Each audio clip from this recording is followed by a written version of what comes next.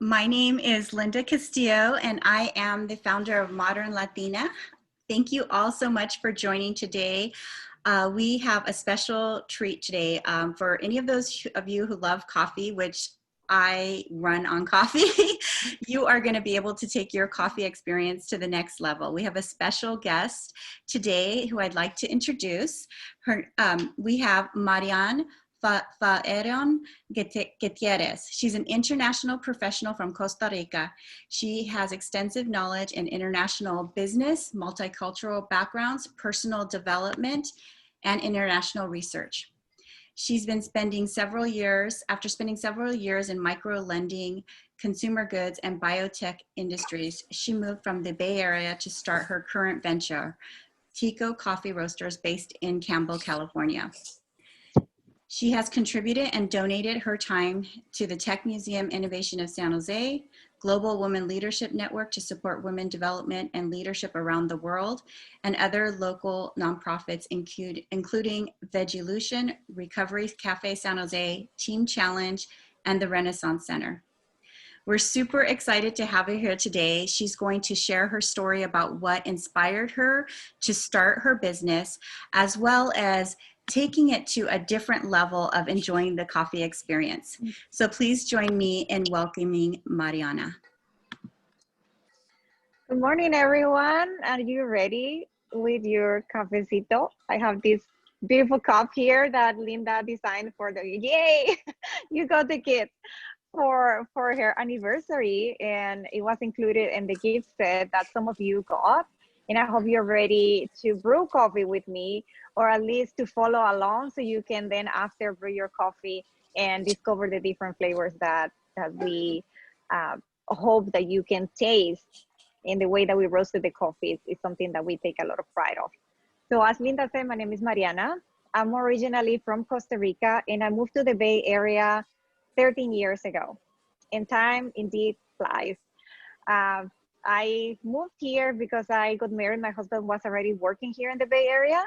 And when I moved to San Jose, where I live, I was looking for some sort of thing to do, right? I didn't come for college. I didn't come to work.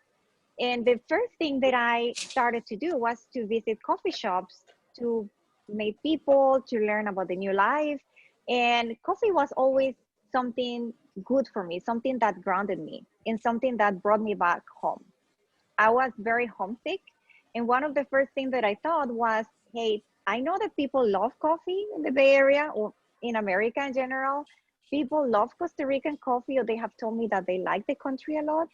Maybe this is a great opportunity to start a business and do something that I always dreamed about. So coffee was the answer to my being homesick, to feeling a little bit lost at the beginning. It grounded me and brought me a lot of joy, but also allowed me the opportunity to bring joy and comfort to people. And that's the reason why Tico Coffee Roasters exists, is to bring comfort, to bring joy, and to bring high quality products to people all over the United States and also overseas. COVID has been a terrible thing. 2020 has been a very weird year, but talking about business, it has been a great thing for Tico because we have been shipping coffee all over the US and to other countries because people are looking for that comfort, for that good flavor that is going to bring joy to their day, to their work, to whatever they are doing now that we are spending more time at home and with our families. So I want to share some few slides with you about our business, and then a brief introduction about how do you taste coffee, that this is what we're going to do here. And if you got the kit, you got the Bella Vista, which is a coffee from Chiapas in Mexico.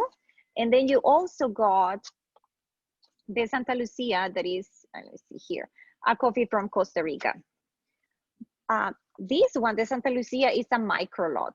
So what does that mean? This is a single lot from a farm, a specific farm in Costa Rica.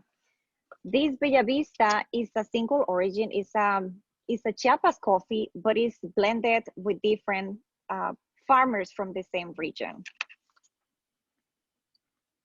So I'm going to share my screen with you, and then we can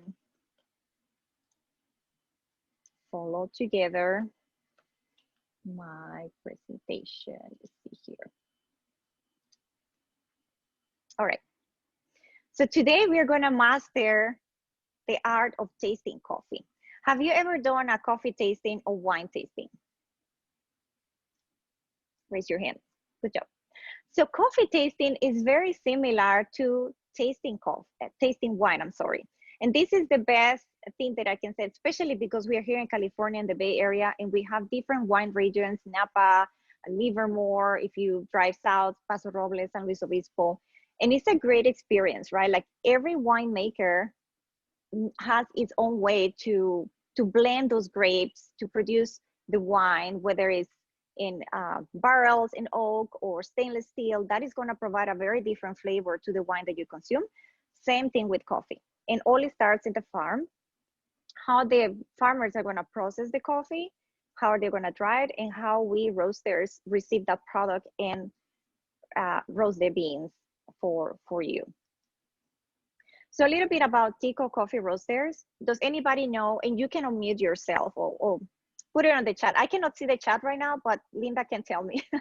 Do you know what Tico means? Tico is a nickname for Costa Rican, and we have the tendency to make everything little. Like when we say cafe, we always say cafecito, or when it's chiquito, we say chiquitito or chiquitico. And that's why people started calling us Ticos many years ago. And this is the nickname that we use for our people. So I'm a Tica. And I wanted to use a name that resembles my heritage and the roots of where I come from. It also relates a lot to people who have visited the country or are looking forward to go there. We specialize in high quality products. And what does that mean? Like in wine, coffee also has different points or scores. So all the coffees that we buy have 85 points and higher. And a lot of them are micro lots or single origin coffees like the ones that you got in your kit. We try to work a lot of direct trade coffees. And that means that we negotiate directly with the farmers who grow these coffees to pay, first of all, a fair price because they deserve to have a good life and send their children to school, take care of their houses like you and me can do. So we want to work direct so they can also have the income that they deserve. We work with a lot of sustainable farms. Some of them are certified organic, but maybe if you're familiar with certification, that takes a lot of money and a lot of time for farmers. They have to do yearly audits, and some of them, they just don't have the resources to do that.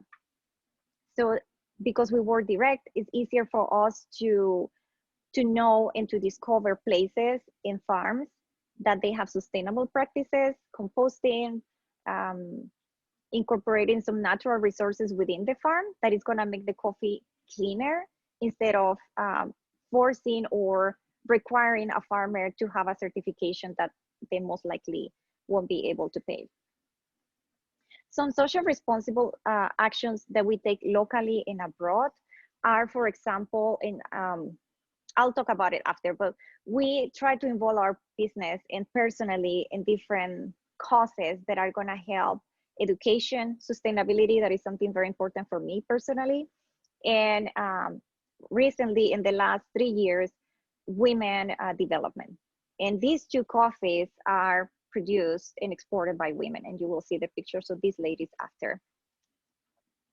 We also have teas, different teas from around the world, but our specialty is coffee. But we have traditional teas like black, green, white teas, and some blends with fruits and spices like the ones that you see here. So now getting into what we are here today. How do you taste coffee? There are 5 different things that you look forward to discover when you are tasting coffee. One of them is the aroma, and I have the 2 coffees here, they are grounded. So basically when you ground your coffee, hopefully you do it before you brew the coffee, you smell it. So you try to discover, how does it smell? Is it fruity? Is it nutty? Is it more woody? Is it a little bit brighter? The flavor of the coffee, how does it taste like? Also, is it sweet? How sweet? What is the texture in the body? and also the acidity. Those are the 5 different things that we look when we taste coffee. For us who are coppers, and coppers is the, or Q grader is the equivalent of a sommelier in the wine industry. This is what we use, and it's called the flavor wheel. And if you, oopsie, can I go back? There you go. If you look in this, in the center of the wheel, you will see floral, fruity, stone fruit, green, some other flavors like, I don't see from far, I don't have my glasses, chemical, some roasted flavors, spices. And if you go more in detail, for example, in the fruits, do you taste berries? Like what? Like blueberry, raspberry. If you go to the stone fruit, is it sour? So there are different acids that we also look for. And it doesn't mean bad. It just means like certain components that fruits have. For example, here in the chemical, does it taste like rubbery? Does it taste ashy? Does it taste burnt? Is it something positive or negative in the flavor of the coffee? Roasted, does it taste like brown, like toasted bread, like roasted nuts? What kind of nuts, right? Spices, does it taste like pepper, maybe like cloves, you know, etc. You have them all here. So basically, this is a training for us that we use when we taste the coffee. And I just wanted to show you this so that it sparks some curiosity for the next time that you drink your coffee or you buy coffee, that you will approach it in a different way. This is much simpler. This is the coffee drinker's flavor wheel. And so basically, do you taste bright or fruity in the coffee? Do you taste nuts? Is it sweet and fruity? Is it floral? Floral like roses, more like jasmine, more like orange blossoms? Does it taste like chocolate, more like a milk chocolate or a dark chocolate? Is it herbal or spicy? All these things are different characteristics that you can consider when you are tasting your coffees. So talking specifically about the 2 coffees that were included in the kit, the first one is the Bella Vista Mayan Women, and it's specifically grown in Chiapas, Mexico. And these ladies, this is like a fraction of all the women that are working in this region. This town is called Bella Vista, and it's really high in the Sierra. It takes like 5 hours from Tapachula to get to Bella Vista in a very, very bad road. There are 70 plus women growing these coffees, and they are ages between 35 to 75 years old. Imagine that. This is what they do for a living. And we are really honored, more than proud, is honored to be able to showcase this coffee to all of you and to share the effort and the determination that they had to come together to be able to produce bigger lots, to increase quality, and to be able to send their coffee to the United States. And there is a woman behind this whole effort. Her name is Rosalba Cifuentes. She was here in our business last year, and I have to give her praise and kudos for all the work that she has been doing to organize these women and to bring this coffee to the United States. This is a washed coffee. Remember that I told you how the farmers process the coffee at the farm level? And I don't know if you're going to be able to see here, but the coffee fruit is like a cherry. It's like a red cherry, and inside it has 2 seeds. So when the coffee is harvested, there are some machines where they can crush the fruit to extract the seeds, and it's washed, and then it's sun dried in patios. Oops.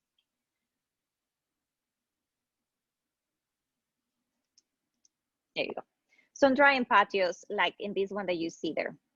With those wooden tools, men or women, they are turning the seeds constantly every 2 hours for about 10 to 15 days, depending on the weather conditions, because it might be rainy, it might be humid, it might be cloudy, so it might take a little longer to dry the seeds.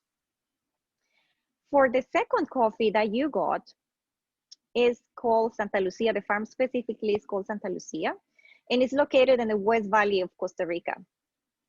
And this is Mariana. It's a I don't know how you say tocaya in English, but it's basically someone who has the same name as you, Mariana Perez. And she's the daughter of Don Ricardo, but she's just 25 years old. And what I wanted to showcase in this case is how many young women, not just in my country, but in other countries, are getting back into the coffee industry. For the longest time, and you probably know the history, you know, we get a lot of immigrants from Central America to work in the fields here in the United States. And their children, the last thing that they want to do is to get into agriculture, right? For them, it's like, I don't want to be associated with a farmer. I don't want to be mistreated. Unfortunately, we see a lot of discrimination in this country because of that. But in Latin America, people want to take pride and go back to something that belongs to them, that they are proud of, and that belongs to all of us, right? Like a lot of things are taken from different countries around the world, are brought here and transformed, and someone else takes the credit. And I think people woke up several years ago, probably a decade ago, and said, this has to change. And this is a very good example of someone very young. She's just 25, who decided, hey, you know what? I want to learn. I want to take advantage of what I have and make it better and improve quality and be able to negotiate directly with buyers in other countries. This coffee is a natural coffee. So what does that mean? I hope you see it here. These are basically the dry cherries. So in this case, they pick the cherries and sun dry it in patios like here. They are not depulped, they are just dry on the patios. And this process takes much longer and takes much more care because they have the fruit, right? It has all the mucilage, all the sugar. So they have to be really careful so the fruits don't ferment too much and actually are gonna spoil the flavor of the coffee. Okay, so let's go back here. And I'm gonna stop sharing because now I'm gonna brew coffee. So basically, I don't know if you got the instructions yesterday, I think Linda sent them, but basically I'm using 24 grams of coffee. And in the coffee industry, we use a lot of the metric system. But if you got the instruction of there in Facebook, you will have it in the imperial system. I don't remember from the top of my head. I think it's an ounce and 12 ounces of water. I'm using 375 milliliters of water. All right.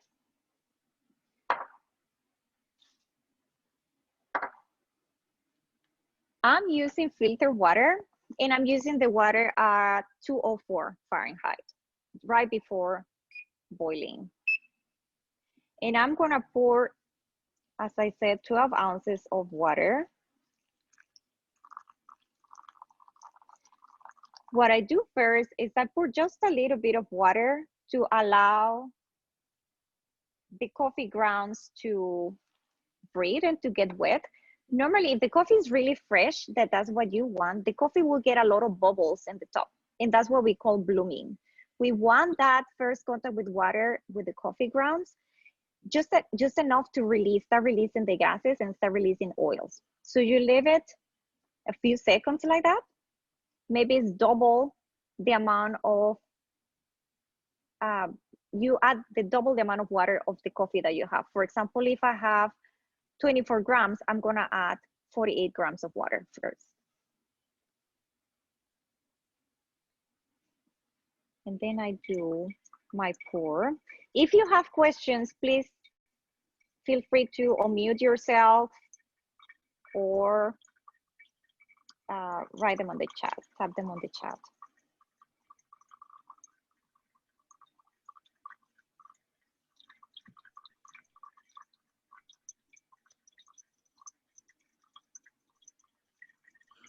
Mariana, watching you, it's Yes. like an art and a science. Putting, you know what I mean? I think we don't take the time to think about the coffee process, but it's really wonderful to see you do this. It is, you know, like that was another thing that I was excited to share, right? Like 10 years, we started Tico 10 years ago. and it's a complete different environment, business environment, from the time that we started till today. How the consumer has changed and how much they are learning about food, not just coffee, but other things as well, right? Like before it was, oh, I just want my dark coffee, I just want my coffee bold. And there I was thinking, okay, what does it mean for you, right? Like a bold coffee. Now people ask me, like, do you have Ethiopian coffees? Do you have any natural coffees? Or I brew my coffee in an AeroPress. What coffee do you recommend for that? Or I brew my coffee in a French press, so I make espressos at home. What would be the best coffee for that? And so we, or me, myself, I'm excited to be able to help people and to realize that coffee has really become an experience for consumers, and it's not taken for granted. I think people also understand more the work that is required to produce high quality coffee, like it is in wine. And I keep repeating this because it's my best analogy that I have. You know, you can have hundreds of wines in the supermarket, or you go to Bevmo or places like that, but if you put more attention, then you start discovering what are the flavors that you like. Do you like more barrel aged coffees or stainless steel aged coffees? Maybe more white wines or red wines. So the same is going to be in coffee. Do you like fruity coffees? Do you like more nutty coffees? Do you prefer a pour over method like this, or do you like something a little bit more that provides a little bit more of how would you say, like a thicker flavor, like a French press? All these things, you know, if you have the opportunity to experience and to experiment, it will start changing your perception. So I'm excited about how the consumer has changed, and also the future of the coffee business. I have a question. Can you share a little bit more about your process, what you just did there, the tools that you use, and how that changes the coffee tasting experience? Yes, so I pre-grind the coffees like 5 minutes before we started the call. Ideally, you want to buy your coffee whole bean and grind it right before you prepare it. Because if you grind your coffee and you have it just, you know, roll in the bag or even in a container that is not ideal, it starts losing the gases and therefore the aroma. Then it starts becoming, you know, like stale, like just old coffee, and loses the fruits or the flowers that the coffee has. So the idea is to grind the coffee right before you start brewing. I'm using, it's a pour over method. This is a Hario, this is ceramic, and it uses a paper filter. And this is a carafe from the same brand. I'm using an electronic scale. You can see the numbers there, to weigh the amount of water that I'm pouring in the coffee. And as I mentioned before, is about 12 ounces of water or 375 milliliters. That will give you basically 1 cup of coffee. The rule of thumb for home brewing, if you don't have a scale, is about 2 flat tablespoons per cup, per 12 ounce cup. That's the ideal recipe. If you like your coffee a little bit lighter, then you can use a little less, or if you like it stronger, of course, you can put more coffee. But ideally, that's the ideal ratio that you want to use. Also, something very important is that you have a burr grinding, and it's BU. I'm going to type it. I have my keyboard here. Let's see.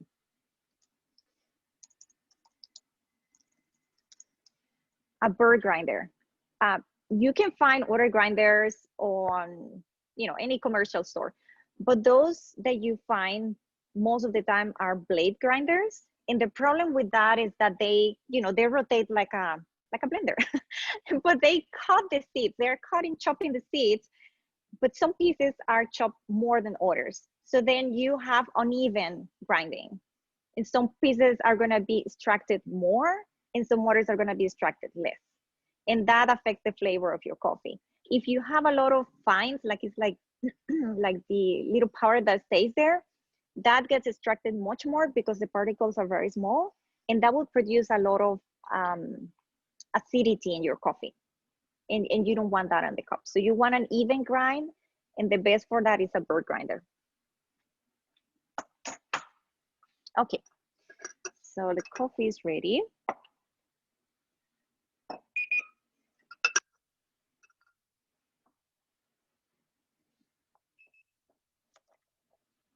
This here.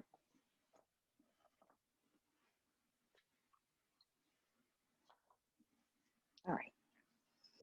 So for the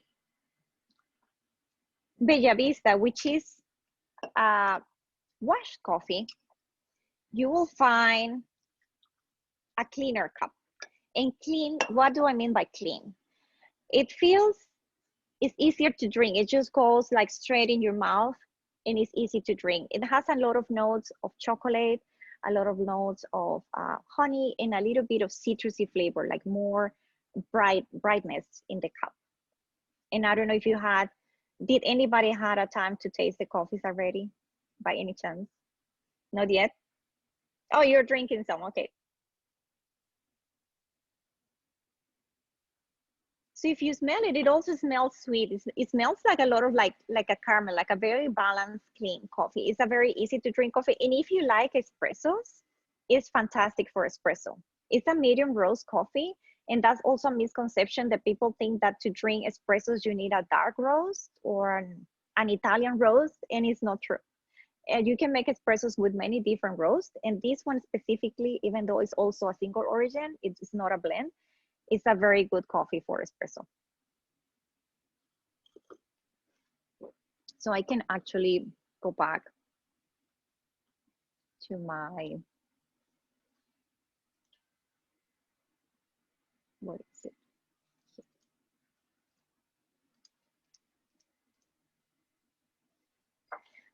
To my coffee drinkers flavor wheel. So this has a little bit of chocolate, a little bit of bright and fruity flavors, more like orange, I would say, sweet orange. And a little bit of caramel. Mariana, which one, I'm sorry, which one was the one you just sampled? The Bella Vista, the Mexican. Thank you. Yes. Then the other one, the Costa Rican, if you smell it, even with the grounds, it smells much sweeter. And natural coffees are really, really interesting. And it became a trend for Latin American coffees, because in Africa, for most of the time, even, you know, coffee comes originally from Ethiopia. Coffees have been processed natural, in a natural way. They dry the cherries, and that's why they are so sweet, besides the varietals that they grow in that area. But this one, you can smell it. It has a lot of dry fruits, like some prunes, probably like grapes, dark fruits smells. And it's also very sweet. It has a little bit more of, it has more body than the other one. Because of that same process, it adds more sugars to the seeds. That is, you know, the coffee beans that we get here to roast. And it feels more coating on your mouth, like a little bit of syrupy, but more coating your tongue, basically, compared to the Bella Vista. This coffee is also good for espresso. It gives you a very, very sweet and bright espresso. And so if you are more a traditional coffee drinker, this will be something really surprising if you drink it just by itself. I don't know if you like to drink espressos by itself, or you prefer more lattes or cappuccinos. With milk, it's delicious, but if you drink it by itself, it's a very sweet and very unique espresso drink. Yeah. Let me know if you have, I'm gonna stop sharing now, if you have questions regarding the coffees or the process. And you can unmute yourself. Yeah, I have a question, Mariana. So I'm probably doing the worst thing ever to my coffee by putting like sweetened creamer and like putting stuff in it that probably just makes the true rich flavor go away. So I don't know if there's any creamer, but I'm a creamer person. I like to put some kind of milk in it. So is there any recommendation? Because I feel like listening to everything, I'm like, I don't want to put any like store-bought creamer in this coffee. Like, what recommendations do you have for creamer? Is it just milk? Like, what would you recommend? I personally don't have any, you know, and I don't know if you follow the trends of coffee, right? Like there was that, like they call it waves. And the first wave was just Folgers and Maxwell House and all these coffees that people used to drink, you know, many, many years ago. They are very dark, they are blended. Some of them, they have fillers. What does that mean? That they also use other roasted grains mixed in the coffee to create a feeling, right? Like it's not 100% coffee in some cases. Then the second wave was Starbucks, that created a new experience and started to introduce people to this Italian experience, and started bringing coffees from different origins or maybe different blends with different names. But was also this opportunity to expose consumers to very sugary drinks and not necessarily to the taste of coffee. Then the third wave is where somehow we came into that wave, but we are now in a fourth wave. But the third wave was, okay, forget about the sugar and forget about these frappuccinos and caramel lattes. We want to bring the most special coffees from around the world and be able to provide that to the consumer and provide that experience that many people haven't had before. How do you brew? How does a coffee from Mexico taste? How does a coffee from Rwanda taste? How does a coffee from Indonesia taste? Right? So this new experience exposed consumers to a whole different realm of what coffee means, and not just the coffee brewing, but also the roasting and the processing for the farmers or at the farm level. I love to be able to provide that experience, to be able to share like today with all of you, but I'm not someone who is going to say, no, you shouldn't do this, or you shouldn't put cream in your coffee. If you like creamy coffees, and that's why latte is one of the most popular drinks in coffee shops, you can drink your coffee with cream. What I would recommend, if you have the opportunity, if you're brewing coffee at home, is brew the coffee and taste it. Taste it first so you can start learning, if you're interested, of course. Okay, I bought this coffee in the store, or I bought it from this roaster. Let me see how this coffee tastes. Is this a medium roast? Is it a dark roast? Is it a light roast? Is it a light roast from Ethiopia? And then I also bought a light roast from Brazil. How do they taste? And if you want to add the cream after, go for it. If that's how you like it, coffee is to be enjoyed, right? Coffee is to bring comfort. And I don't have anything to say against that. The only thing that I would recommend is just taste it first if you're interested in learning and to start comparing coffees. If you have your favorite coffee and you buy just that coffee every single time, then you know this it's fine too. But then, you know, like if you add your cream, there's not anything to discover. If you're trying to learn a little bit more, I would recommend to first taste it and then add the cream. Yeah. Are there common characteristics by region? Very much. So coffees from, for example, from Central America are they have a lot of chocolate. They are very clean. They are also very bright and has a lot of citrus acidity. And acidity is something good in coffee. If it is too much, of course, like anything in food, is something that is not desirable, but you want to have that brightness in the coffee. So a lot of citrusy flavors in Central Americans. Again, because farmers have been getting more sophisticated in the way that they process their coffees, they are now also doing what is called honey process. That is a process between the wash and the natural.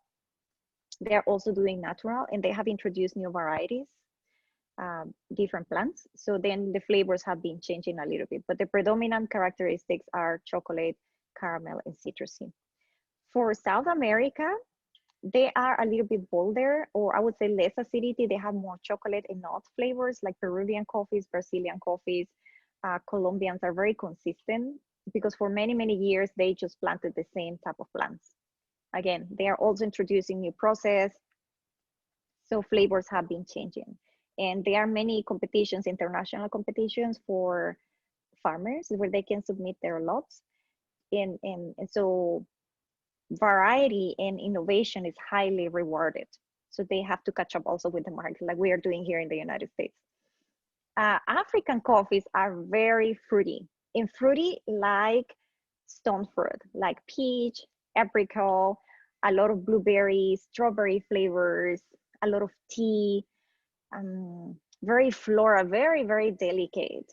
They are very contrasting compared to Latin American coffees. And then Indonesian coffees are also interesting because I first, when I started, roasting, and I was, I am from Costa Rica, so my palate was adjusted to a specific flavor profile. I didn't like at the beginning Indonesian coffees. They can be very earthy, a little bit herbal. They can have notes of maybe cucumber, believe it or not, celery, bell pepper, and those are just notes, right? It's not that it's the predominant flavor, but there are some, basically notes of flavors that you wouldn't find in other coffees traditionally. Not all of them are like that. Some of them are also a lot of chocolate and very balanced. They are, some of them related to, I forgot the name of this, Jamaican Blue Mountain coffee that for the longest time was very sought after. Now it lost a little bit of attention. And someone says it has tobacco too. Yeah, they're a little bit smoky, the Indonesian coffees. So yeah, depends on the region. Those are the main predominant characteristics, but again, depends on how the coffee has been processed at the farm. It also adds another layer of complexity. Another thing that is important that I think a lot of people do is, I don't recommend to storage the coffee in the fridge. And this is something that I get the question very, very often. Please don't put it on the fridge. Coffee is very porous. And if you put the coffee bag or the container in the fridge, the seeds, or even worse, the grounds are gonna, contract because it's cold. And when you get it out, they're gonna expand again. So that contraction and expansion of the seed is gonna damage the structure and therefore the flavor. It's gonna stale much, much faster. And most likely it's gonna absorb also some smells from the things that you have in your fridge. Also, don't put it on the, in the freezer, fridge or freezer, don't store it there. The best is to use a stainless steel container and keep it away from light. That's the best. Vacuum sealed container. Do you sell, or do you have a preference for beans that you sell to make cold brew? I like more the South Americans because they provide more chocolate. The process itself is gonna reduce the acidity, and it's gonna give you a very, very balanced cup compared to brewing the coffee hot. But I personally like Brazilians and Peruvians for my cold brew. But if you wanna experiment, you can use an African, and it will give you a very fruity cup of coffee or cold brew. Thank you. Yeah.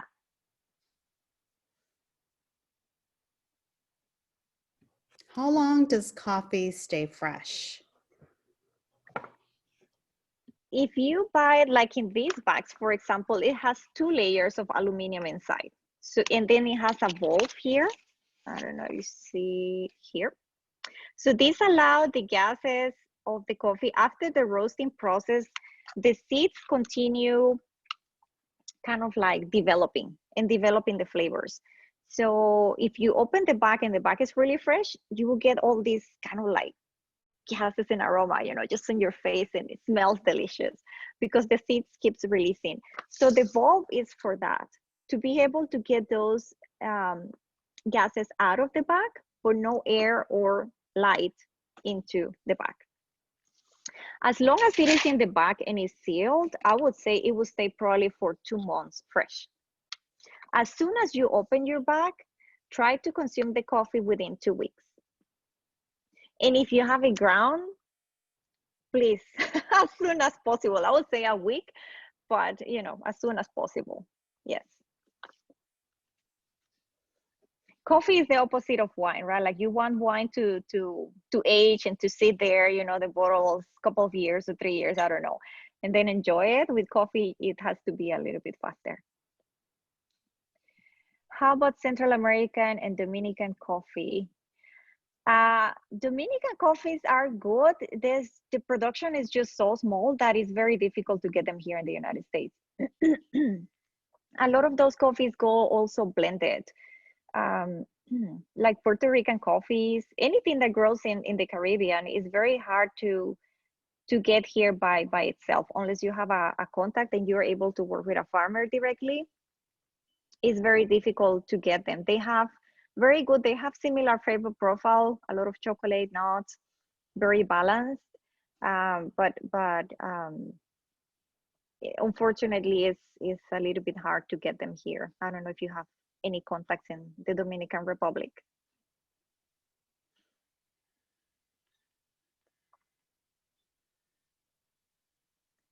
And someone says, Sylvia said that she went to Costa Rica. Where did you go, Sylvia?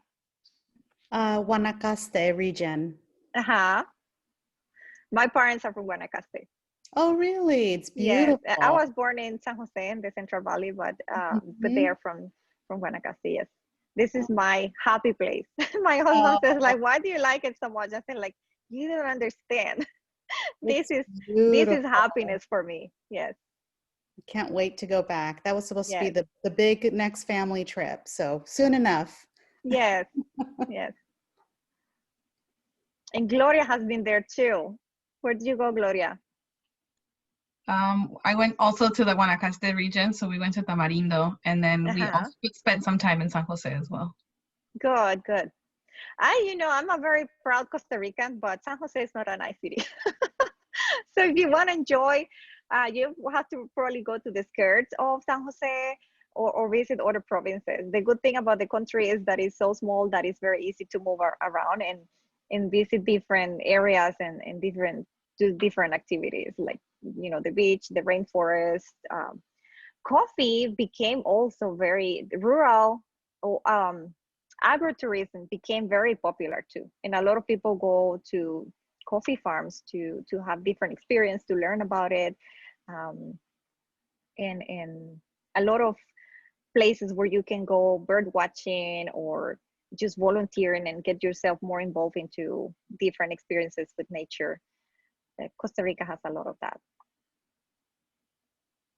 Yeah, so as I mentioned, we have the two coffees. The set is going to be available. The Modern Latina set is going to be available until December 31st. If you are curious now to try the coffees or for gifts now for Christmas, it's going to be available. We have other gift sets available, the teas. We also have the accessories like the scales that you saw, kettles to brew your coffee.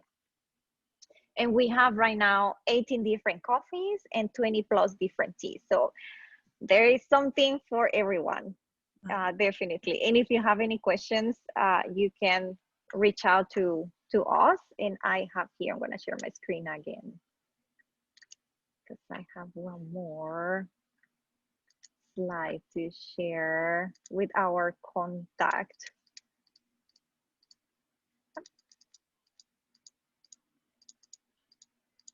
There you go. This is our website. It's ticoroasters.com, and our handle is at Tico Roasters in all social media, Instagram, Facebook, Twitter, Pinterest, YouTube, you name it. Now we have an Apple podcast. We just released it this week. So we have 2 talks that we did now during the summertime, but we're going to be able to continue next year doing some more interviews with other farmers, interesting facts about coffee, different persons also here in the Bay Area or in the United States that are not just related with the coffee industry, but are also doing other things important for the community. Like I said, women development, or even like cooking. I have a lot of friends who are chefs that are in the food industry, and we have been talking and experimenting doing things with coffee. So that can be another thing that we definitely will showcase in our podcast next year. Mariana, I want to just thank you so much. I'm not sure if there's any more questions, but if there is, please chime in now. I just want to thank you so much for sharing your story, and then just, you know, the whole process. I had no idea. I'm actually mind blown right now, and I feel like I'm going to approach coffee, the coffee experience, really different. And I just love that you and the business that you have also supports other, you know, other women who are also developing their businesses. So I just think that everything that you do is just so amazing, and I truly am thankful that you were able to spend this morning with us. Yeah, thank And you so much. I'm honored, and I appreciate very much that you invited me to your Modern Latina celebration. It has yes, been I can say great to see, you know, everything that you have been doing throughout the years, and showcasing also a lot of powerful women that are doing great things in our community. Thank you so much for inviting me. no, thank you for taking part, and please, you know, definitely check out Mariana's website.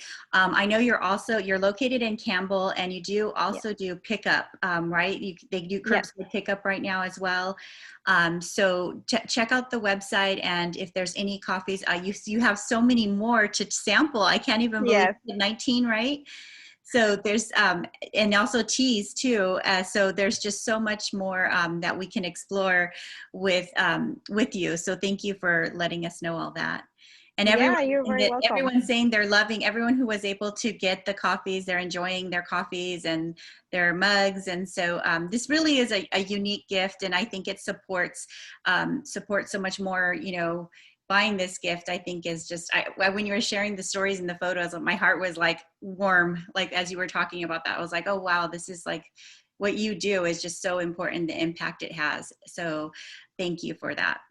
Yeah, thank you so much. We are very happy to be able to share this with you. But as you mentioned, you know, like, I think the mission goes beyond coffee, right? Coffee is just it's just the channel to be able Yes. to connect people and to be able to empower these women who deserve much more, and our countries deserve much more. But I mean, I feel the responsibility to do more. So I hope that you are able to enjoy the coffees, to support these ladies and some other farmers that we're working with. And any questions, I'm available, social media, anytime, or our website. I'll be happy to chat with you in the future. Thank you, Mariana. Well, everyone, thank you for joining. We're going to wrap this up. Enjoy your coffee and enjoy the rest of your day.